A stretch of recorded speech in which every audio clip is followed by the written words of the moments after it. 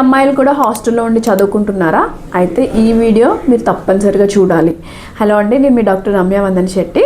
ఈ మధ్యకాలంలో నేను ఓపీడీలో చాలామంది యంగ్ గర్ల్స్ మెయిన్గా కంటిన్యూస్గా బ్లీడింగ్ అవుతుందని, హెవీ బ్లీడింగ్ ఇష్యూస్, పీసీఓఎస్ ఇలాంటి ప్రాబ్లం వాళ్ళని చాలామందిని చూశాను.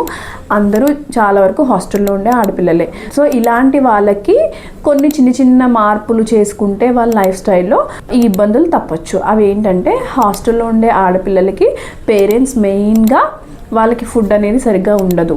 సో కొన్ని చిన్న హ్యాబిట్స్ అనేది అలవాటు చేయండి. డైలీ హై ప్రోటీన్ దొరికేలాగా ఒక బాయిల్డ్ ఎగ్, వాళ్ళు ఒక బాయిల్డ్ ఎగ్ తినేలాగా వాళ్ళకి అలవాటు చేయండి. అదొకటి యాడ్ చేసుకోండి. దాంతోపాటు వాళ్ళకి ఎవ్రీ వీకెండ్ మీరు వెళ్ళి మంచి fruits and healthy snacks options ఇవ్వండి. లైక్ నువ్వుల లడ్డు ఇవ్వచ్చు.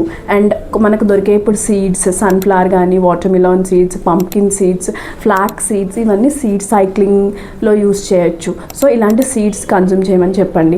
అండ్ హెల్దీగా ఫ్రూట్స్ ఎక్కువ కన్జ్యూమ్ చేసేలాగా చూసుకోండి. వాళ్ళ లైఫ్ స్టైల్లో వాళ్ళకి ఎట్లానో టైం ఉండదు, అంత టైము చదువుకోవడంలోనే ఉంటున్నారు. సో డైలీ ఒక 1 hour or 40 minutes మాత్రం ఏదో ఒక టైప్ ఆఫ్ ఎక్సర్సైజ్ అనేది అలవాటు చేసుకునేలాగా చూడండి. ఈ చిన్న చేంజెస్ చేస్తే మీ అమ్మాయిల హెల్త్ మీ చేతుల్లో ఉంటుంది. Thank you.